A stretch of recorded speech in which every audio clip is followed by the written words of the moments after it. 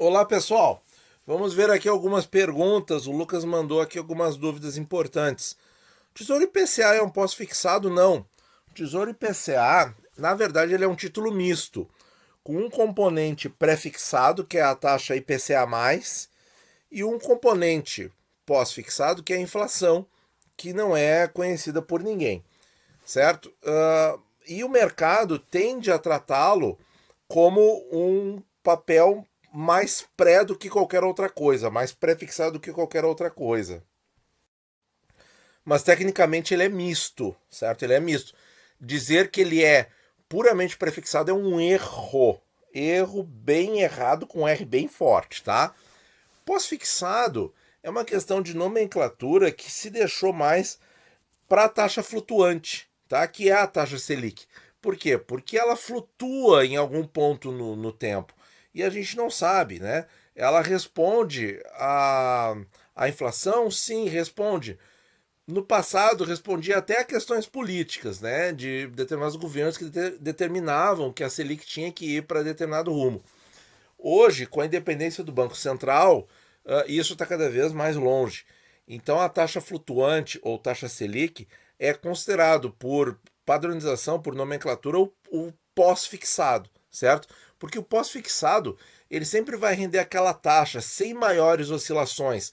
Claro, setembro de 2020 foi um mês muito traumático para quem gosta do Tesouro Selic, porque a taxinha extra do Tesouro Selic subiu demais. E aí atrapalhou um pouco as coisas. E a Selic já estava muito baixa, já estava rendendo pouco. Então, assim, mas fora aquele episódio e o estressezinho atual das taxas, ele continua sendo a mesma coisa que sempre foi, rendendo a taxa flutuante, a taxa pós-fixada, ou seja, a taxa Selic, tá? Outra corretora sugere fugir dos prés e IPCA mais agora, e também quando o juro for alto e a inflação alta concorda. Se quiserem enviar o link da notícia, não precisa, Lucas, muito obrigado, tá? Eu não concordo, certo? Tem corretoras que nunca vão sugerir ou indicar qualquer título do Tesouro Direto, porque o Tesouro Direto, uh, assim, ele não tem promoção de venda, certo? Então não faz interesse comercial para as corretoras e algumas tentam ajudar os clientes a ter opções e fazer carteiras diversificadas, mas outras simplesmente parece que tem raiva do Tesouro Direto e realmente tentam colocar tudo que é problema, certo? Na conta do Tesouro Direto, o que a gente sabe que é um raciocínio para lá de tendencioso. Eu não concordo, não. Eu acho que a gente tem que investir sempre, a gente tem que investir com consistência. Só que eu sou a favor de não fazer aquela aplicação consistente cega, né? Tipo assim, dia 5 do mês, eu vou lá e invisto. Pá, pá, pá, pá. Isso dá certo? Isso dá certo. Esse que é o pior, é que dá certo. Tá? Mas eu acho que não é o jeito mais ideal. Eu gosto de investir dando uma olhadinha na taxa, espera um pouquinho, investe uma semana depois, faz um aporte fracionado, deixa um pouquinho para o fim do mês, né? E aí vai fazendo ali um mix de taxas, né? Vai pegando taxas de momentos diferentes.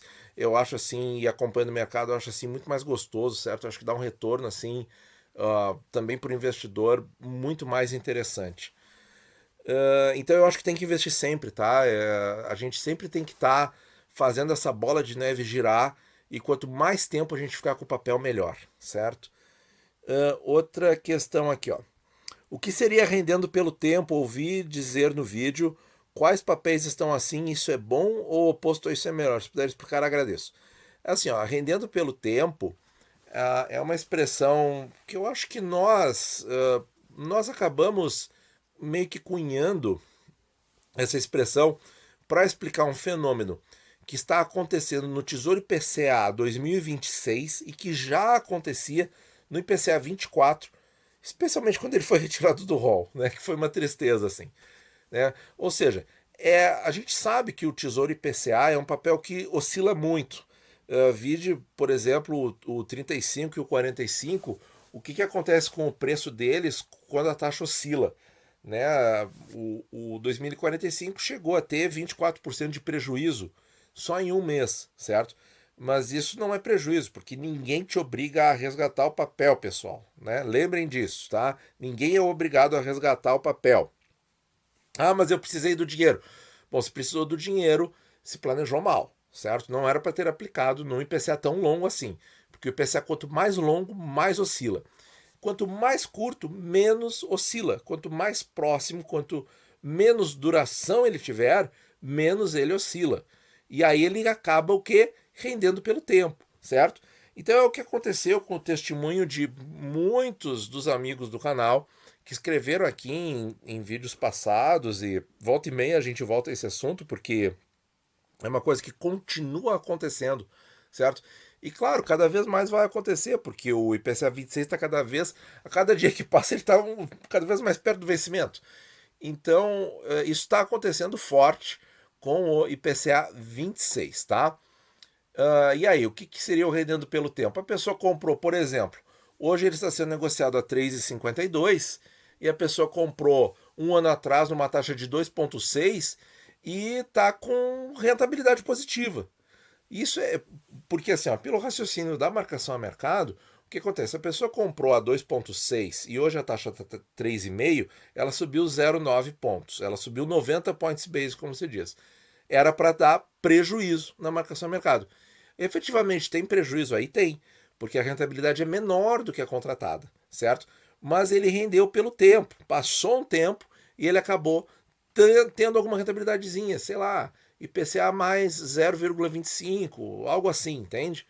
Então ele rendeu alguma coisinha. É isso que eu chamo render pelo tempo. Ele rendeu pelo tempo, porque passou o tempo. Ao contrário, se aquela alta de taxa tivesse acontecido de uma semana para outra, o prejuízo de marcação a mercado seria muito pior, certo? Quando a oscilação é súbita, os efeitos se fazem sentir de maneira mais intensa. Mas como essa oscilação foi suavizada pelo tempo, passando de um ano, ele acabou rendendo pelo tempo, certo? Então é isso. O papel o exemplo melhor disso é o IPCA 26. Qual outro papel poderia ter isto? Seria o prefixado mais curto do rol, que no momento é o pré-24, mas não está acontecendo. Por quê? Porque a taxa dele está subindo muito fortemente desde que ele foi lançado. Então, assim, ó, e é pouco tempo, ele foi lançado em fevereiro, nós estamos em maio, são 3 meses a recém de vida do papel, não tem tempo para ele ter rendido por tempo. Mas daqui a um ano a gente vai revisar isso e com certeza a gente vai dizer que ele rendeu pelo tempo mesmo. Hoje ele está com uma taxa aí na casa acima de 8% e a gente vai dizer, ó, quem comprou a 7, quem comprou a 6,8, 7,2, 7%, taxas bem mais baixas que 8, vão ter rendimento pelo tempo daqui a um ano, certo? Mas isso aí vamos deixar passar esse ano, que a gente tem certeza que eu vou mostrar isso para vocês e vai acontecer, certo? Só que ele tem muito pouco tempo de vida, o pré-24. Mas é o que eu falei. Daqui a um ano vai acontecer a mesma coisa. O IPCA 26 já está acontecendo, então ele é um papel assim dos IPCAs, de todos eles, é o mais seguro, certo? Porque na eventualidade da taxa continuar subindo, o mercado continuar estressando, continuar vindo notícia ruim do exterior e do Brasil também, certo? O que acontece? Eu digo que ele é seguro, porque mesmo que a taxa suba, você sabe que você vai ficar algum tempo com ele, que não é muito longo, porque um ano, a gente sabe que em termos de longo prazo, um ano não é nada, e até para o vencimento desses papéis, um ano não é nada, a gente acaba aí tendo alguma rentabilidade, certo? Então é isso, pessoal. Achei bem interessantes as perguntas aí, para a gente deixar mais ou menos os conceitos sintonizados com o que a gente diz no canal. Muito obrigado por ouvir e bons investimentos a todos.